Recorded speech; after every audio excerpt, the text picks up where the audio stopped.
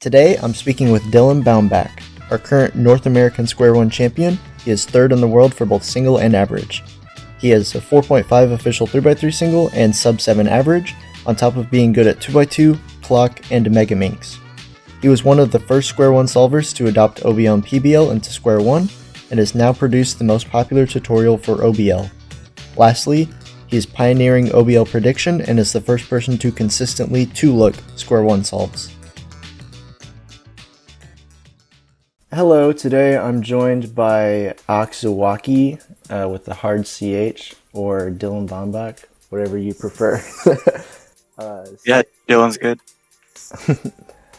So Dylan here is very humble, so I know as soon as I open it with like, oh, this guy's like the best Square Oneer, he's going to start yelling at me and say that's not true. So my first question, Dylan, is what is your morning routine like? These days, summer days are pretty lazy for me.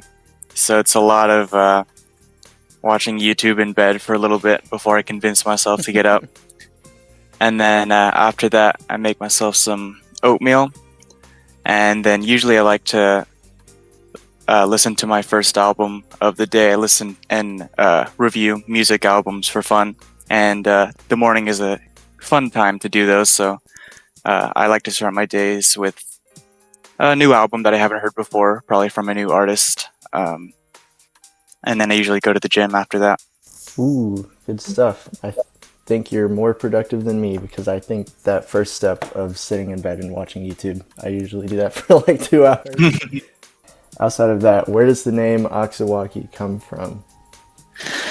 Yeah, so I think I came up with it in second grade or so in class. And even recently, I was cleaning out my room, and I found, I think, one of the two papers that I used to create it.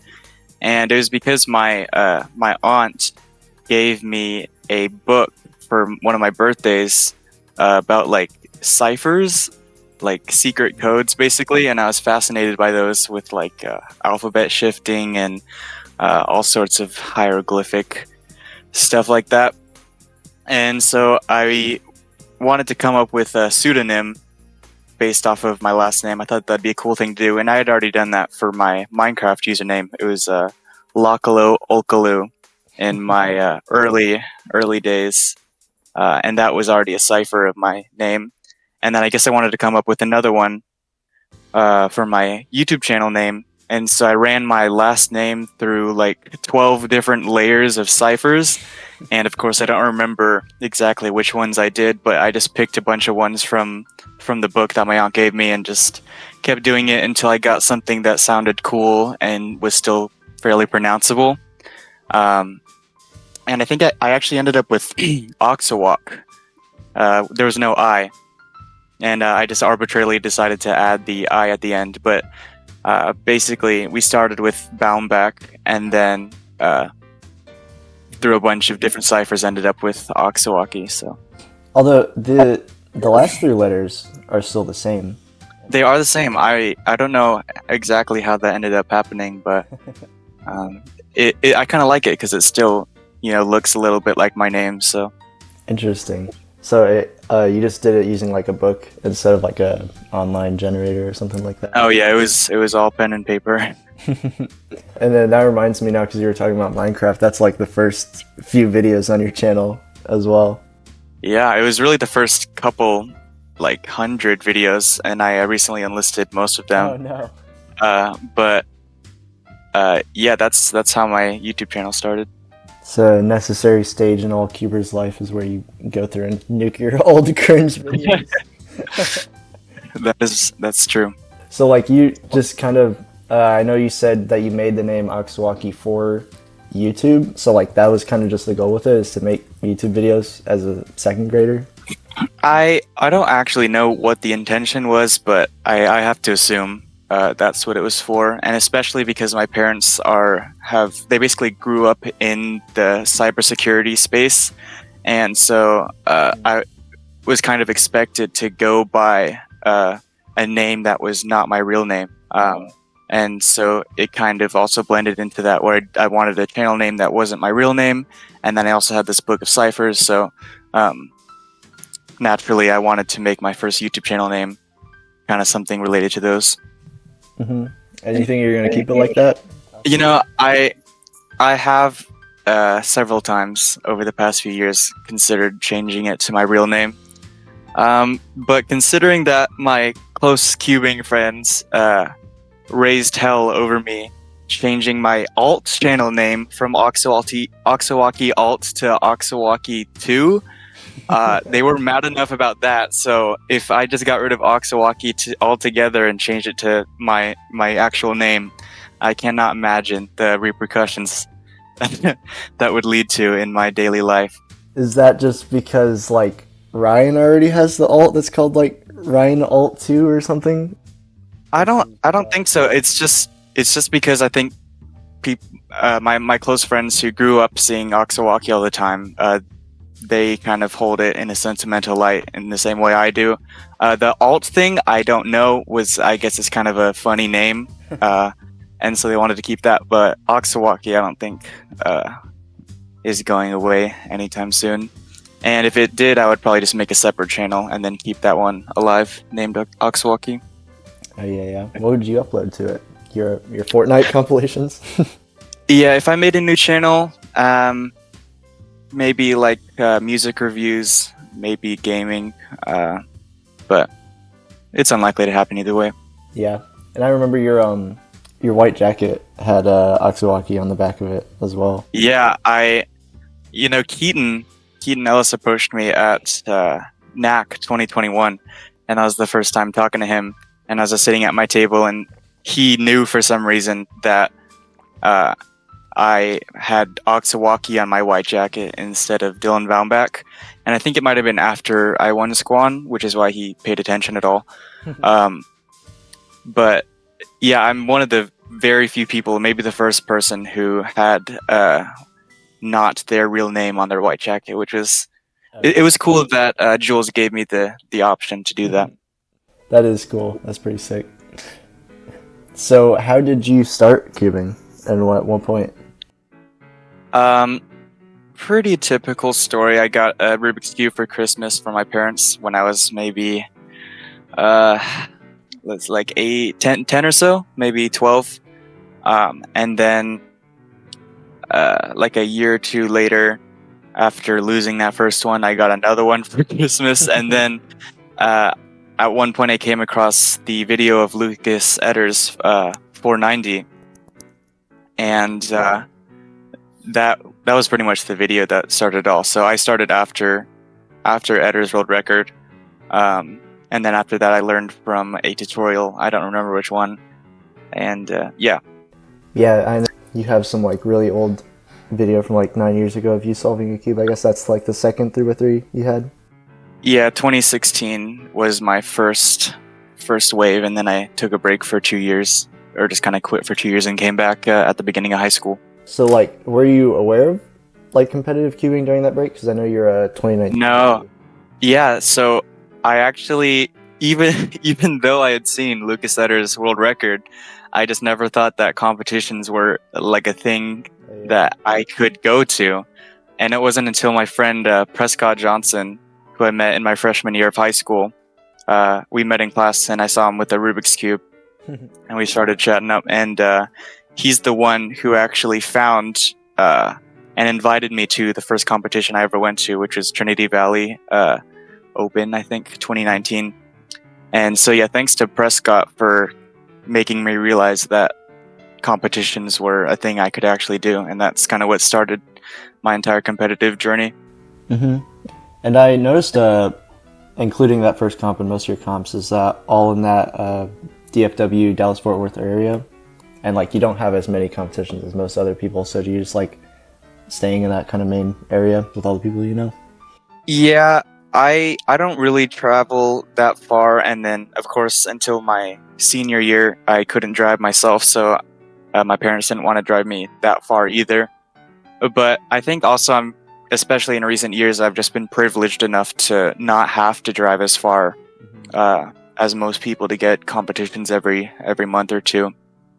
But yeah, I've never been one to want to drive several hours each way to go to a competition. That is nice. I wish all my comps were within an hour. Yeah. And you have that organizer that likes holding all those square one rounds as well. Shout out to Ryan.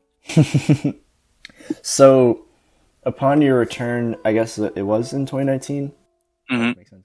What event do you think you got interested in first? Were you just kind of like trying everything now that you know that comps exist and like you know there's all these different... Yeah, I think I started just with 3x3. I was using like a GTS 3 back then, I think. And then when I went to my first competition, that's actually what exposed me to other events. And so that's the first time I saw a Pyraminx, I think.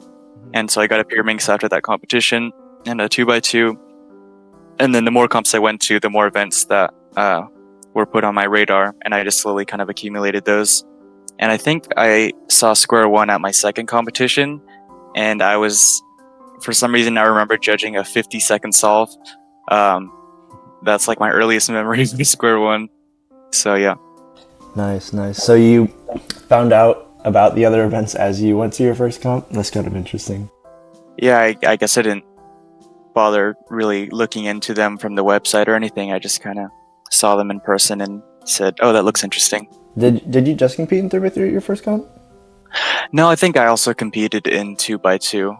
I'm pretty sure that was it though. So I guess did cubing just start out as something fun for you? What did you kind of want out of it at first? I was definitely going for speed from the start. I remember making a document back in 2016 and like a Word document and literally recording my times of every single solve, like typing them out. And the first one I timed was like 5.5 minutes, and then I would slowly see the times go down over the course of a few weeks. And I didn't have any like super specific goals, but yeah, I definitely wanted to keep getting faster. Yeah, interesting. Because I think when I first heard about you, I kind of just viewed you as like a average content creator. I guess that's right around when you got sponsored by Cubicle or something like that. So I guess the Oxzowachi channel goal was just to document you getting fast, more so than caring about content creation or whatever, right? Yeah, I'd say I uploaded a lot of just like solves. And so yeah, it was pretty much just documenting my speed keeping progress. Is that the role that Oxzowachi Alt has now? I guess. I mean, I don't even know what that channel is at this point. The about me on that channel is literally unsubscribed. So I don't know. It's just stuff that I want the world to maybe see, but not on my main channel. So. And sooner or later you'll find an album you really like, and that'll go on Oxzowachi Alt. Yeah, my favorite artist, Benny, is hopefully dropping an album soon, and I am already planning to make my first album review video, and it'll probably go on my alt channel. Ooh, hell yeah. So, you've always kind of liked learning algs, I guess, because the first thing on your channel, I think the big thing was Megaminx PLL, right? Yeah. So, was that part of just wanting to be like as fast as you could, I guess? I don't really know why I got so addicted to like algs. I think maybe it was like an early realization that I still kind of hold true, that I can't turn as fast as a lot of top solvers, and so I kind of compensate by learning advanced methods and stuff. And so that might have been one of the earliest examples, which is a pretty extreme example. Full Megaminx PLL is no joke. So and did you like Megaminx first prior to square one, by the way? I mean, it looks like I'm looking at my channel right now, and I already had my 1261 PR squan average before that full Mega PLL. So I'd say I kind of got introduced to Mega slightly before, but overall, in the grand scheme of things, it was roughly at the same time. But yeah, I was mostly a Mega guy before I became a squan guy. Yeah, like going into COVID. I imagine that's part of it too, is COVID giving you a bunch of free time to do whatever. Yeah. So I wanted to, before we start talking about Square One and PBL and stuff, I want to tell this story. I think when I first saw or heard of you, and it's embarrassing on my part, but it's very, very important to me, like as a person, and I think about this a lot. So when you uploaded that video, it was like I learned full 2-hour PBL on Square One. Mm-hmm. That was like the first video I had saw of yours, and I just got it in like my recommended randomly or whatever, right? Yeah. So I did a lot of Square One back in like 2019. I was like WR30, and I was some stupid 14-year-old, right? So I really valued like being in the know or whatever. I just got added to like the Facebook group chat of all the fast people. So I thought I knew what good Square One solving was, right? Like, so when I saw that video, the meta back then was just turn fast and look ahead to your CP during EO. Yep. It's like that's one thing with PBL, is like you can't really have that like as fluid of a transition, right? Yep. And I remember talking to Rasmus, and he said like pretty much use 0 PBL because he thinks he can just turn fast through it, So when I saw that video, and I saw that like your times were, I guess, like slower than mine or whatever, I remember laughing at it, and I was like, this guy thinks, he's gonna get fast just by knowing all these algs, but he doesn't know how to be fast. I know how to be fast, right? Obviously, dumbest thing I've ever thought in my life, and now you're the best Square Oneer. But that's like something I've always like held important to me, because anytime you succeed, I'm like, hell yeah, that's the guy that proved me wrong, and I'm so happy that that's the way, because I like the smart solutions and stuff, but I think I just valued being, special or something back then, and I always think about that. It's very important to me. That is pretty funny. I'm trying to think if I've had kind of a similar thing happen to me, but yeah, that's pretty funny.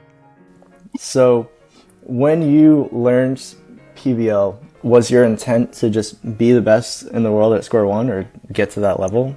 Or was it just kind of for fun? Because it was unexplored back then, and it wasn't really super meta defining at that point in 2020. Yeah. I'm pretty sure Makoto had already uploaded some good 2L PBL solves before this, if I'm not mistaken. And so it was likely watching his solves that made me interested in it, especially because he was known. I kind of identify with him in that his turning was pretty slow for a top solver, but he was still getting world-class times. And so I think that's kind of what gravitated me towards learning it, because like, I could be that guy. And so that made it easier to put in the effort, because it looked like it could really pay off even without crazy turning. Yeah, Makoto solves were definitely mind-blowing back then. And I even look back at them now, as crazy how fast he was back then. Like uploading, what was it, like 6.3, 6.5, average of 50 at like end of 2019 going into 2020. It's like, that's still hard to do now, even with all of PBL.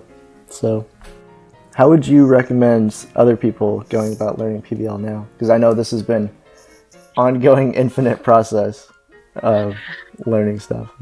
I mean, I wish I had a good answer for this, but honestly, the longer the time between me learning PBL and now gets, like, the less I'm able to answer questions about PBL, just because I've literally like forgotten what it was like. It was a different me who learned PBL, and I just like happened to know the same things as that person.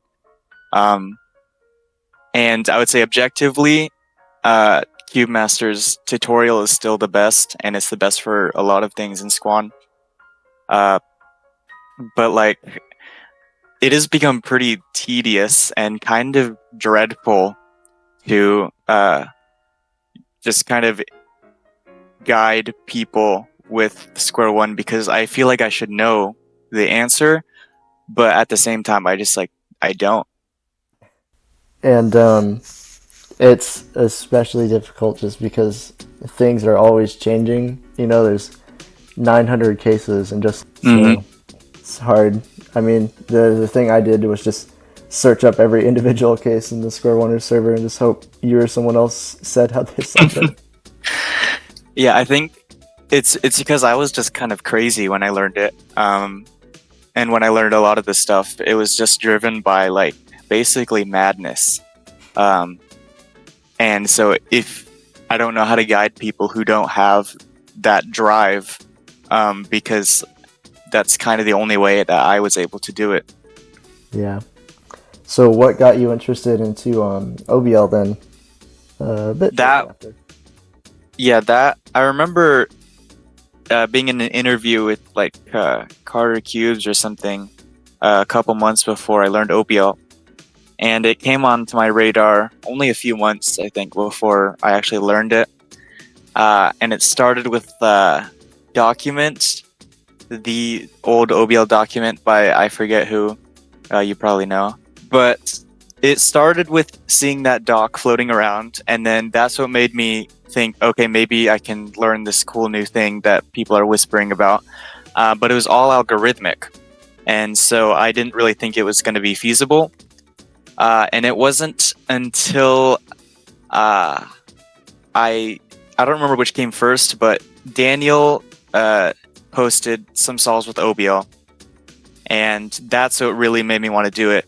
And then it was Paul Becci's video tutorial that I found that made me realize, oh wait, I can actually learn this, not algorithmically. And so it was the motivation from Daniel's video and the ability from Paul's tutorial that kind of made me pull the trigger. Did Daniel use the same thing? I honestly don't know. I don't think so. I'm pretty sure he used the document. Very few people, for good reason, learned from Paul's video. I might literally be the only person who learned OBL from Paul's tutorial. I remember looking at that before you made your video, and then I just didn't do it. Yeah, again, like, you have to be insane to learn like a lot of the stuff that I did in the way that I did. I learned OBL in like a week from Paul's video, and then I just like grinded and took so many notes and stuff. Yeah, so you think Square One was just the main thing you were devoting yourself to at that time? Yeah, it was. It's kind of a snowball effect. The more effort you put into it, the faster you get, and then the faster you get, the more you realize that you might have potential to be great if you put more stuff into this event instead of spreading out to other ones. And yeah, I just kind of do enjoy Square One generally. And I thank Vincent Chen, who is a local Texas Squaner, for also giving me inspiration, because his turning looked cool and I wanted to look cool. So I did Square One like him. And so it's a kind of combination of those.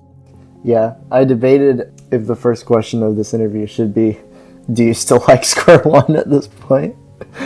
Because sometimes I question if you do.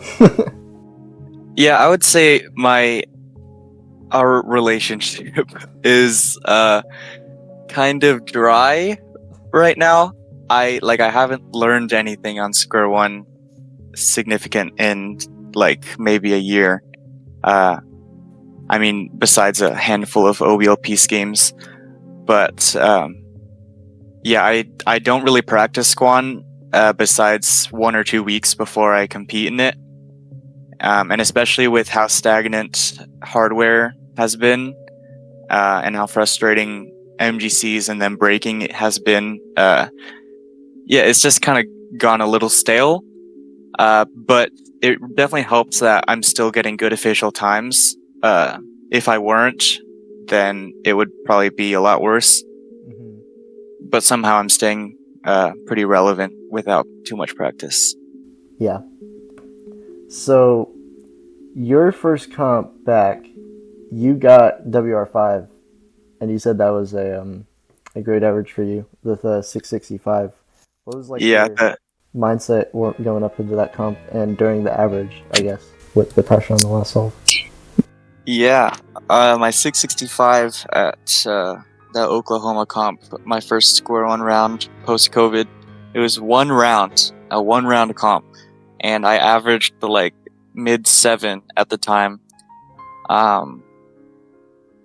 It's been a long time. I don't know exactly what my mindset going into it was, but yeah, I don't know. It just kind of happened. The first solve probably gave me a lot of confidence, like immediately starting with the top 100 single. And then from there, I guess I just avoided making big mistakes and just turning really slowly. Like if you look at it, the turning is really slow, especially for what was a WR5 average. And so I think it just was a result of how simply OBL and PBL together are, that I didn't have to do very much to get such a good average. Do you think like turning slow was just a product of nerves, or like that was what like your practice solves were like then? I don't know. I don't remember what I was thinking in regards to turning. But I'm pretty sure I was very nervous. And yeah, I might have been safetying my turning, again, to avoid big mistakes. But yeah, I don't remember having a super specific mindset going into it. So I was really going for a sub 8 that round. So 6.5 was like absolutely insane. yeah, it was very well ranked back then too, and I'm sure you didn't have like any prospect of NAR or WR when it was 6.3 back then either. Yeah, something like that. So going into NAC was your first post-COVID comp with Mega Minx, but at this point were you just mostly focused on Square One? NAC 2021. 2022. Yeah, I'm pretty sure. 2022. Yeah. Yeah, I was pretty set on Squan, I'm pretty sure. And that was, yeah, before OBLP, obviously. And yeah, I really did not expect to win. I really wanted to make finals. That was kind of, I think, my main goal for that comp, was to kind of get on the big screen. And luckily that happened. But yeah, I don't remember too much besides that. Yeah, do you know anything, I guess remember anything else about what it was like winning? Or did you think you had won with your 6.2 average? I knew like a few seconds after, but I didn't really care because I was so disappointed with the last solve. Oh, yeah. So it's still a very bittersweet moment for me. But yeah, some of my friends were waving at me and telling me I'd won. But I was kind of too devastated in the moment that I'd missed sub 6. I mean, you got shorted after, and still big deal to have won. Mm-hmm. At this point, do you think you had just fell out of interest with Mega, or like, what do you think it was just a product of being? No, it was pretty much just because I got a good official result. I'm pretty sure I peaked my global at like 43, and then I got like a high 41 average at Southern's 22 or something. And that was a really good result for me. And I think by that time I was already done with Mega. And so that plus getting a really good official result, I think it was like 90th in the world at the time. That was like, okay, I can actually finally quit this. And since then I've forgotten literally like every PLL and OLL. Was that after NAC, by the way? Probably, yeah, like the comp after NAC or something. Yeah. So getting into OBLP now, I guess your baby or whatever. When you first started doing OBLP, did you like just start with the? Well, hold on, I'll backtrack on that. Did OBLP stem from wanting to try out DLP? I remember you uploading that video. Yeah, I did have that DLP video. I'm trying to remember exactly how OBLP came about.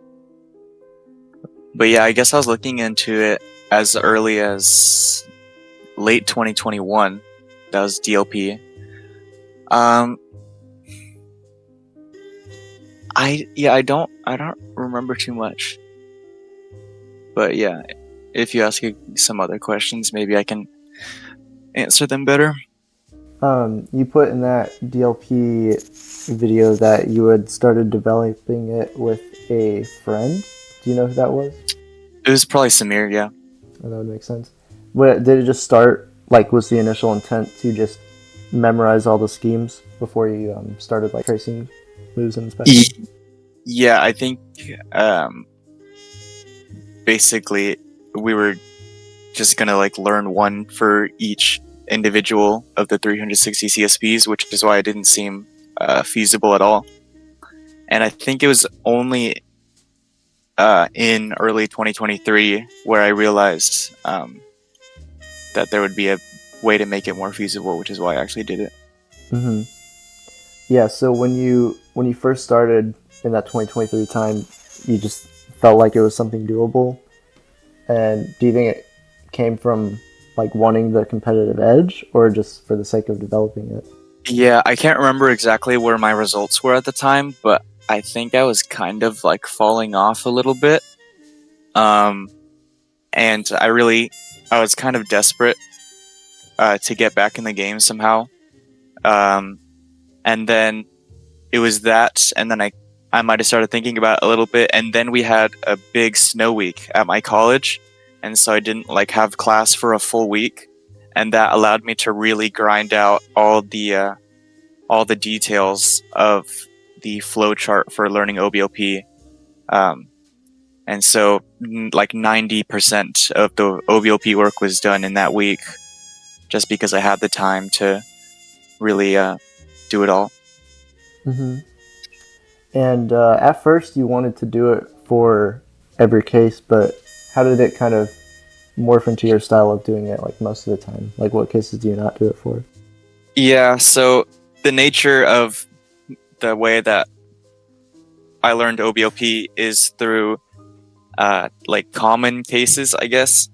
Basically cube shapes that a lot of other cube shapes reduce to. So for example, a lot of cases set up to scallop in one slice. And so if you just learn the scheme for scallop, then for all the cases that set up to it, you can theoretically just like kind of predict one slice into the scallop scheme without having to learn like 32 different individual schemes for those. And then I realized while I was finding all the best like common cases that there would be a lot of like bad cases where you can't really learn a common case for them. You just kind of have to learn them individually, and those are what are called my like advanced cases, basically, because you have to learn individual schemes for all of them, at least with my cube shape solutions. And I kind of knew they would be like pushing the boundaries of whether it's worth it or not. And I did actually like CSP cases, anyways, right? Yeah, most of them like fist muffin and stuff, and square barrel.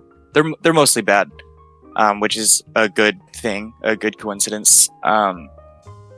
But yeah, so I did actually give it a crack, and I did know full OBLP for like a couple weeks. And I'm glad I tried it, but as expected, it just wasn't really realistic to maintain that level of knowledge for much time, because I was reviewing multiple cases like daily. Otherwise, I would literally just forget them. And I did give it a good shot, but I realized that you can still get a lot of benefit from just cutting out a lot of those uncommon cases and just getting really familiar with the common ones. Yeah, I remember you mentioning that you were reviewing them for like hours every day and you didn't want to do that. Yeah. So nowadays I'm guessing you're just not reviewing them anymore. I literally just don't. And maybe it's just because I'm lazy, and if I did spend 15 minutes or so like training OBLPs, then I could probably increase my OBLP knowledge by like 10 to 15%. But because I literally don't train like anything in cubing at all, this is just the amount of OBLP that works with my lazy style of practice. And so I've kind of found that happy medium. So, I guess what I was trying to say earlier was that when you first started it, did it just feel like something that you could do in the 15 seconds of inspection? Oh yeah, in terms of speed. I mean, yeah, it really seems ludicrous, looking back. Like, again, I was just like driven by madness basically and desperation to stay relevant. But my inspections were starting at like a minute, and I was like, for the new ones, it would take several minutes to go through the scheme, and then you can look at my old videos, and I was averaging like 40 to 50 seconds for a long time. And so it's crazy that I can like sub 8 CSP and OBLP for a lot of cases now. So I just kind of had faith, because it was like a last ditch effort really, to become like a top 3 squanner again, or for the first time really. So I kind of had to do it. It was either try, like, go all out with OBLP, or just like be irrelevant. That's quite harsh. It is quite harsh, but it did end up working in the end. So Yeah, and for this, to just kind of like familiarize myself with it, I learned some of the schemes for like shield, and tried tracing the like one slice through bad shield, and it definitely, yes, I could see how it'd be, sub 15 inspection, but I can understand how it'd take, months and months and months to get there. yeah. Like, how long do you think it took you? I know you did like just OBLP and not CSP for a bit, but like, how long do you think it took you from starting it to being able to do both inspections? Yeah, I would say it took a good at least like 9-10 months before I started actually getting times or where I could be able to trace CSP and OBLP in inspection at competitions. And there was even a long period where I would try to like OBLP a solve, and then I would just like have really bad accuracy, which would lead to a lot of bad averages. But yeah, it was like a transitional period where I would skip CSP. That was a very weird span of time because I was just going for like PR singles. And then eventually that wasn't working, so I just kept practicing. And then after months and months and months, I finally have started to like actually reap the benefits of OBLP. Mm-hmm. And I know from our conversation in October that you thought of like OBLP like a curse or whatever, but people are already trying to follow in your footsteps and learn it. I know Samir and Hassan are doing some of it already. For anyone else that's crazy enough to do it, do you have any experience or advice for people wanting to do OBLP as well?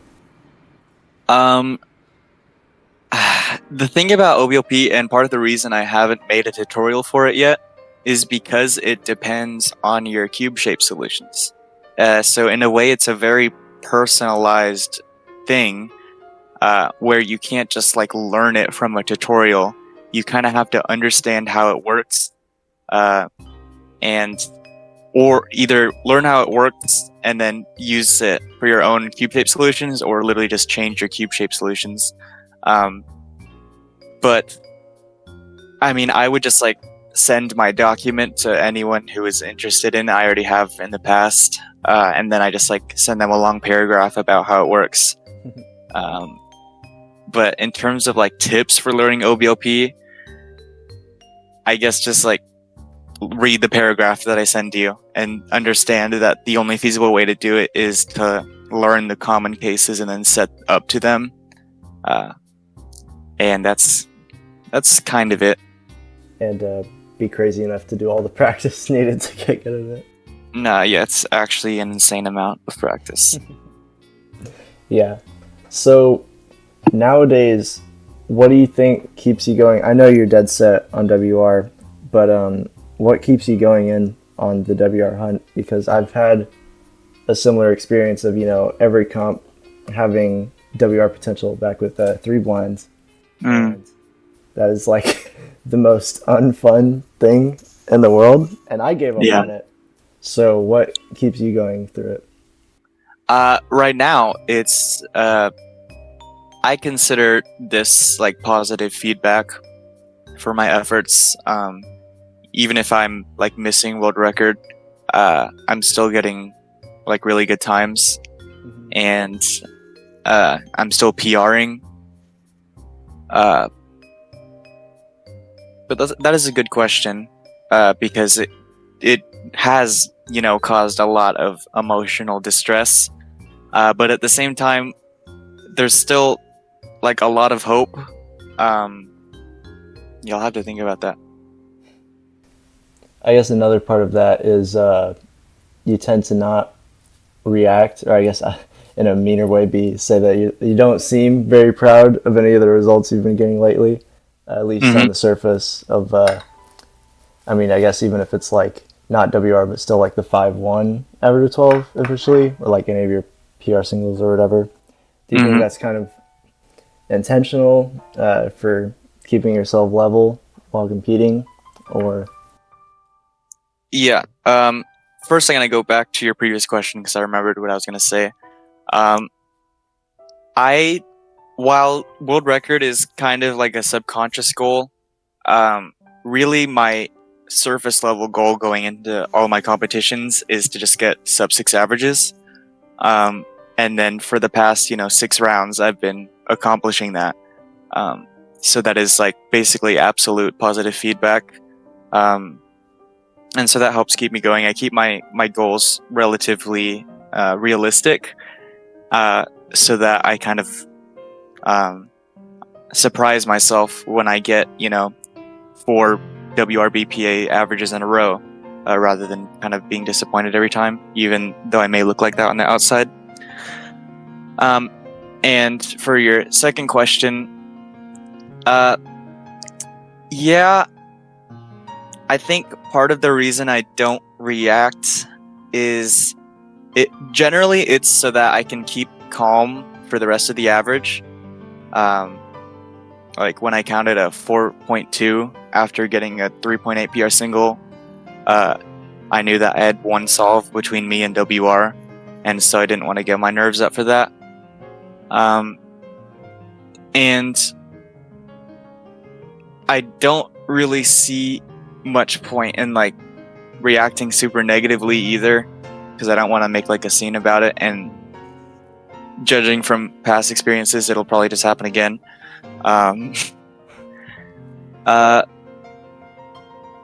But yeah, I just don't see too much to react about, because my at-home times are like so much better than my best results in competition, that I have certain times that I would probably react to, or at least qualities of solves that I would react to.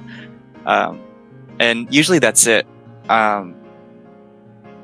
For example, I reacted to like a 3-look 5.7 or in one of my averages or something, just because I had like good PBL recognition. And then I probably had like a 3 in that same average that I didn't react to. Or like the RZ plus solver. Yes, like the RZ plus solve. So yeah, I kind of react more on the quality of solves and stuff like that, rather than the time. But like I would probably react to like a decently executed like 3.4 single or something, and then like I would probably react to a not sad WR average. So I have my numbers. So outside of Square One, you seem to be good at competing in other events, and I'm saying that because you self-proclaim it. Because like I know in your sub 7 official average on 3x3, you put 8.6 global in the title. So do you think that comes from like putting all of your emotional and mental investment at comps into Square One? You're asking if I do well in other events because I only care about Squan? Yeah, I guess. Yeah, kind of, maybe. I mean, I also do well in Squan, I would say. So, I don't know if that would be the reason. Uh, I don't know. I've just always historically just like done well in comp. I rarely get nervous in competition, except like in good square one rounds and stuff. Uh, and I think I just like care more in inspection, especially in 3x3. Like I actually care to look for cross plus ones, and at home I just like don't, which is probably why I'm slower. But yeah, in terms of nerves, I generally don't struggle with them in most events, which is probably why I get pretty good results. Mm-hmm.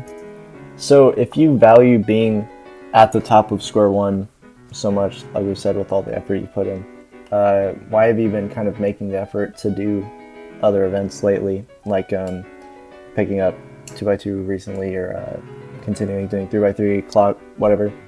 Mm-hmm. I think it has to do partly with because Squan is getting kind of stale, but I still want to cube and stuff. And especially now that I'm on summer break, I have the time to kind of pursue other cubing goals I've wanted to do, like sub 2 and 2x2. And then I've also started picking up Pyraminx a little bit. And it helps kind of keep cubing fresh, because I don't want to get tired of cubing altogether. Yeah, I kind of gathered that you value learning new things and staying on top of stuff like that. So I figured that's what would draw you to stuff like learning 7 simul or 2x2 algs or something like that. Yeah. I was also going to, I guess, follow that up by like, do you think you're just not as interested in being fast at other events? Or, I don't know, because I think what made me say that is like back in your old videos, like you were posting more videos of like doing 2x2 or 3 blind, just stuff like that. But on your main channel, it's pretty much just square one now. Yeah, I think it's mostly just a result of the fact that I have become like an actual contender for Squan. And before like my 665 is when most of those other event videos were a thing. So I think it's kind of the fact that I recognize that square one is the main reason that people like know me. And so I try to keep it to square one on most of my video output, because that's the reason that's what they want to see. Is that, I guess I'm kind of confused as to like why most of your at home square one solving then is off on Oxzowachi Alt then. That is kind of because I haven't, at least for a long period, wasn't getting decent official averages. And so I kind of recognized that it was only cool over COVID to post like crazy at home times. And at some point, people get tired of seeing you post crazy times at home and they want to see you do it in comp. And then round after round of me getting bad averages, that just wasn't happening. And so I just kind of wanted to keep the unofficial stuff on the down low until I started getting good stuff, which has only started happening recently. Yeah, that makes sense. So I guess I'll move away from cubing for a bit now. So one question I had for you is, are you a pianist or singer first? Definitely piano. I think my parents got me a keyboard when I was 7 or so, and then I wrote a little song on there that I still remember, and I showed it to my parents, and that's when they got me into piano lessons, which I did for a decade. And then I stopped those when I graduated high school. So basically from age 8 to 18, I did piano, and then I got into singing kind of by accident, though I did do it a little bit in middle school, because it was one of the only 2 music options. But what got me like really into singing was that one of my classes in my freshman year of high school like didn't make or something, and so on the first day of school I was called to the counselor's office or whatever, or the advisor, and I was told I had two options, which was like theater tech or choir. And I was shy, so I went for theater tech, and then I realized I hated it, and so I changed to choir, and then I ended up loving it. And so I did choir for all of high school, and then first year of college. But I think I'm pretty much done for now with singing and piano. Yeah, so you were a chorus kid. Yeah. So I guess since off what you just said, are you still interested in improving as a musician nowadays? Right now, no. The only thing I play is guitar very casually every now and then. But as a musician, I'm definitely more in a input mode. I'm listening to the most music I ever have and playing the least music I ever have. And hopefully, in a year or so, I will have a much better idea and I'll be more inspired to create some kind of cool music. But yeah, for now, I am listening and not really playing. Mm-hmm. That makes sense. That's kind of where I'm at right now as well. Do you think part of that is from like not being able to take a piano to college, or that being much more difficult than like guitar? Yeah, it could be a result. I stopped piano and when I went to college, and I think I did bring it, but I never really played it in my dorm very much.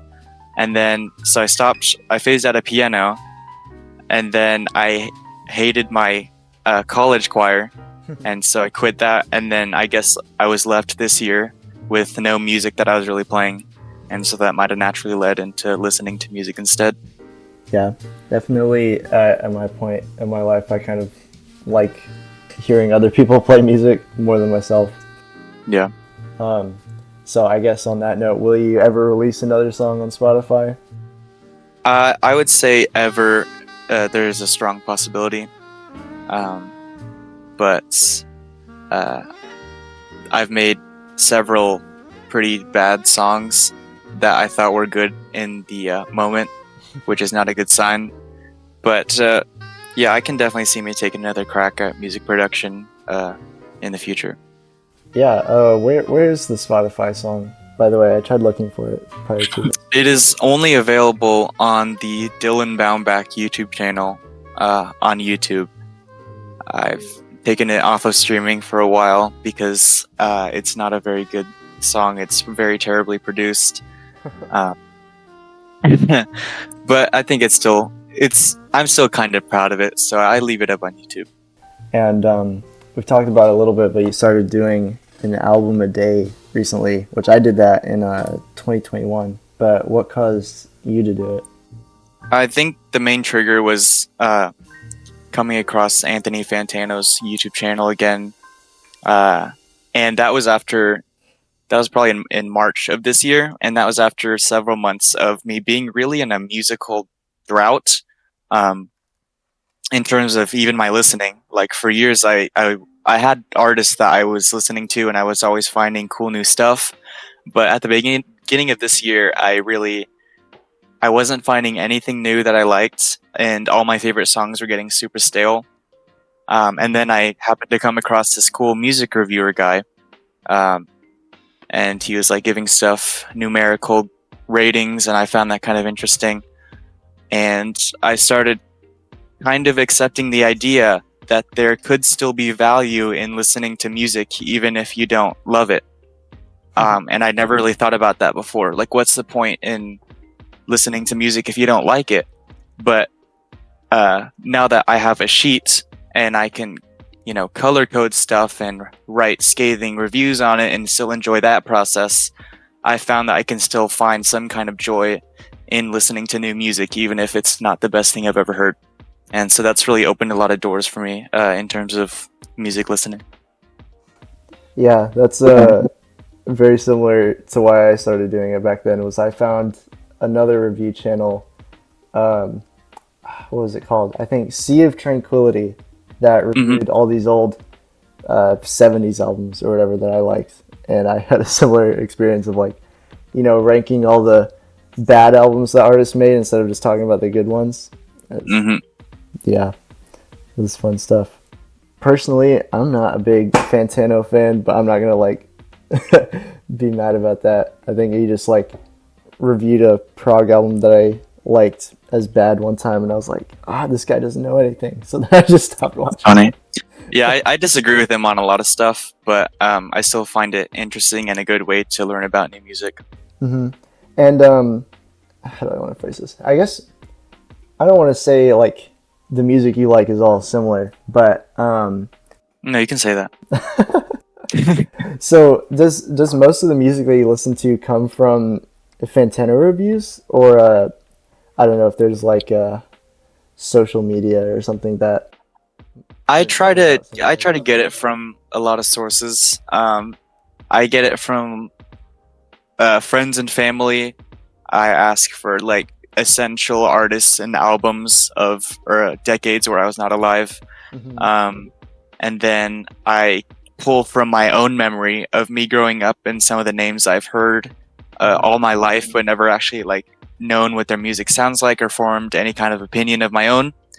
So stuff like I don't know, Beyonce. Like that's such a huge name, but until this year, I had never actually listened to anything by her. Mm-hmm. And so stuff like that from my childhood, and then some from Fantano, some from Rate Your Music, like top charts, and I also take suggestions from friends and stuff. If they're listening to something that looks interesting, I'll maybe talk to them about it and ask for some recommendations. So I try to pull from as many sources as I can. Yeah, it was a similar experience for me, Googling Stevie Wonder or something because I had heard his name before. Mm-hmm. I forgot what I was going to say.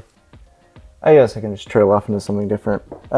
So nowadays, outside of cubing or stuff we like doing, are you particularly passionate about school? I know you've changed majors now to something environmental, right? Yeah, the answer unfortunately is no. It's generally been more of an obstacle rather than like a goal. So yeah, that's something that's like a big source of mild anxiety. But yeah, I don't really find too much passion in anything that is of monetary value that I could turn into a career, unfortunately.